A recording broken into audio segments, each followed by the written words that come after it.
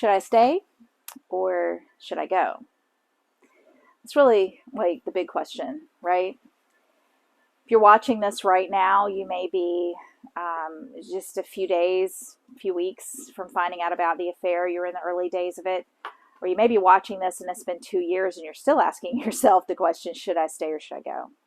And this is a big question that I'm not going to tell you what to do. I don't think that's my place or anyone else's place to tell you how to choose in such a huge decision in your life, whether to stay in your marriage or whether to leave it. But I do have some tips on things to make sure you're stepping into in a healthy way as you're gaining clarity and trying to make a good decision that's best for you, best for your kids, best for your family, whatever it is you're trying to do right now when you're making this decision, whether to stay or go. I just have a few tips for you as you're processing, so stay tuned.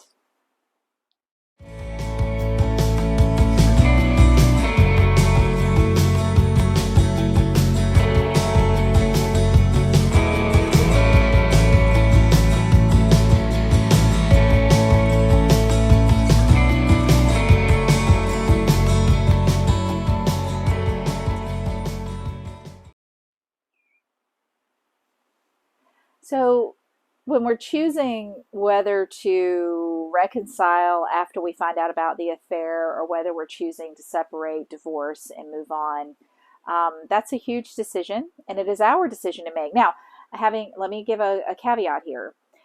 In some cases, the husband just says, I'm done, and he leaves.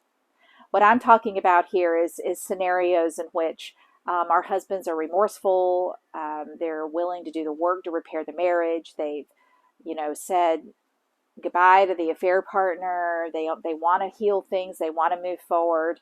If you're listening and that's the scenario that you're in, that's what I call a more safe scenario. Okay. If you are in a scenario where he is still with the affair partner and things like that, I don't know that that's a whole other ball of wax. So what I'm talking about here is situations where the husband wants to stay. He's remorseful. He's wanting to do the work, and you're trying to decide: do I want to do the work? Do I want to put in the effort needed to heal this marriage and move forward, or can I do? Is this something I can do?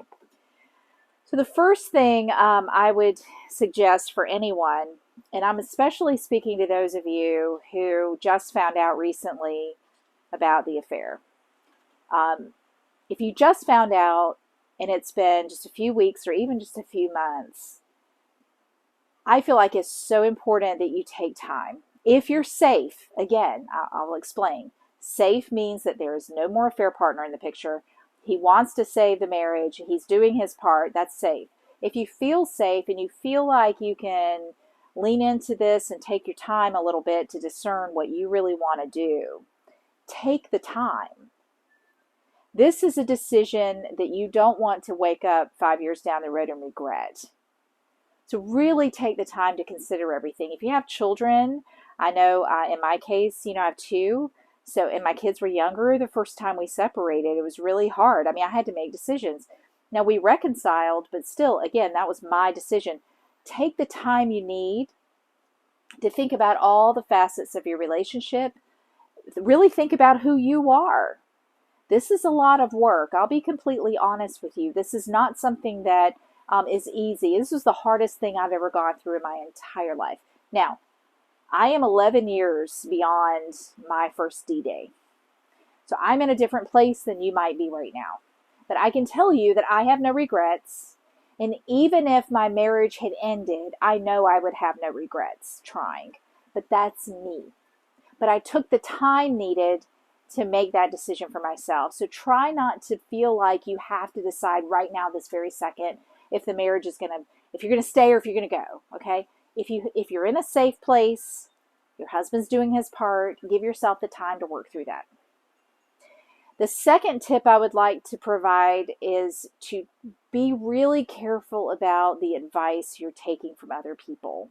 People mean well. They do. They love us, right? They worry about us. And if they've never experienced affair trauma before, if they've never been through an affair situation, that they may not fully understand what it is you're trying to discern. I know I've had people comment on some of my videos saying, oh, well, if my husband did that, I would never stay. This is crazy. Or you're weak if you stay or whatever. Let me tell you something. Staying requires strength and courage. We are strong and we are courageous when we stay. That's just a true story. So when you have people saying things like that to you, whether they've had the experience or not, that is their opinion. You need to do what's right for you. If someone's trying to encourage you in a certain way, it's okay to set a boundary with them and say, listen, I know you love me and I know that you want what's best for me and I know you think you're trying to help, but right now I just need you to listen and support me. If I ask for your opinion, you feel free to give it, but otherwise let me work through this process myself. You know, set those boundaries with other people. Try not to let other people scare you into making a decision or shame you into making any kind of decision. This is about you and your husband, okay? And again, there is no right or wrong here. I have clients right now who are separated and moving into divorce. I have clients who are choosing to stay and they're doing very well. I have clients who are choosing to stay and struggling. Listen, whatever choice you make is the choice you're going to end up leaning into. And so this other person that's giving you their 2 cents, guess who's not going to be doing this hard work? They're not. You are. It's hard work if you leave. It's hard work if you stay. But staying requires another level, okay? I promise you. It's challenging, but it can be worth it. And those who have chosen to leave their marriage, some have gone off and found an amazing man and they've been married and happy for years. So there's going to be a happy ending no matter what, which is going to lead me to 3. My third tip for you is to try really, really hard to not let that blank canvas of your future scare you. I remember feeling like I could look back, I could reminisce, I could look back at my marriage before the affair, but it was really hard for me to look to the future during affair recovery because I didn't know what it was. I was scared. What is it going to look like? Am I going to be happy? Is he going to change? Is he going to cheat again? Would I be better off leaving and finding somebody else? I mean, I had 100 scary scenarios that played off on this blank canvas of my future. Try not to let that scare you. And I know that's easier said than done, but here's the thing. I believe our future is a big part of what we make it, where we are concerned. We can't control our husband. So we can paint whatever horrible imaginary scenarios we want to paint on that canvas. The bottom line is the only thing we have control over is us. The more we vision a good future, the more we look ahead and say this could be good.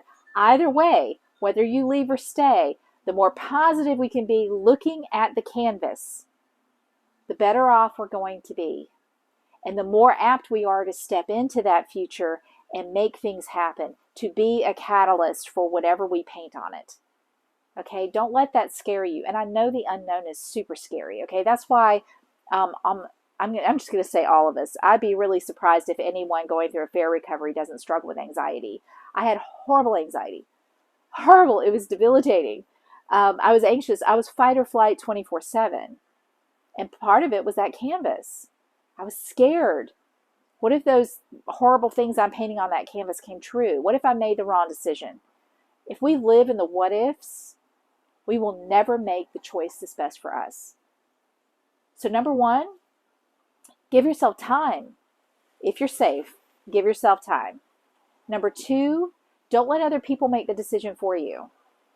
Okay, if your husband's doing this stuff, if he's saying, I want to help make this marriage work, and he's willing to plug in and do the effort, okay, give him a chance to do that. Sit back, take your time, and listen to other people to a degree, but don't let them make the decision for you. All right. And number 3, don't let the blank canvas scare you. Don't let it scare you. All right. What's going to go on there is what you're going to put on there. Take your power back. And whatever decision you make, you walk into that decision 100%. I promise you, don't leave one foot in the marriage and one foot out of the marriage. You'll be miserable. Make a decision and pour yourself into it. But paint on that canvas what you want to happen. Look at it in a positive way. Okay? So I hope these are 3 things that you can use as you're deciding whether to stay or go. Those of you, I'll take a minute to talk to those of you who it's been a couple of years and you're still wondering whether to stay or go. Let's say, like I had multiple D days. Let's say you've had multiple D days. Or let's say he's not progressing like you would like to see him progress with his work or whatever it is. If it's just not what you thought it would be, or you don't know if you love him or whatever, these same 3 things apply to a degree. You've already given it time, check. Okay? You are not letting other people make the decision, check. So now you need to step into number 3 and look at that canvas seriously. What do you want this canvas to be? Because when we make a decision to stay or go, it's 100%. And at some point, we have to give it in. We have to say, I'm either staying and I'm going to pour myself into healing this marriage, or I'm going to leave. I'm going to leave this marriage behind and I'm going to move into a different future with someone else, maybe, whatever it may be. 100%. So if it's been a while, move straight into the canvas. Start looking at what you can do and what maybe you haven't done yet. Okay? How can you move into this in a way where you can really feel like you've made the choice that's best for you? Because really, that's all we can do. I made the best choices I could make for myself. Separated twice, reconciled twice. Our kids were hurt. My daughter's been in therapy. I've had more counseling than I want to even talk about. My husband has too. It's been a tough road. And when I say I have no regrets, I absolutely mean it. I have absolutely no regrets. So whatever choice you make, however you step into this, remember that this is the best choice you can make for yourself and pour yourself into it, okay? I hope this has been helpful. And below, there are some free resources that may be helpful as well. I hope you'll check them out. Of course, a link to my Facebook group is down there as well. I'm a master certified coach, and I work with women just like you, just like me, who are going through affair recovery. And that first link that you see below this video will take you to a free video I created that's got some really fantastic tips and helps in there. And I would love a chance to talk with you, and that video will tell you how to get a hold of me. So in the meantime, take care of yourself. Give these 3 things a try. Take it day by day. And remember, you're making the best decision you can make for you.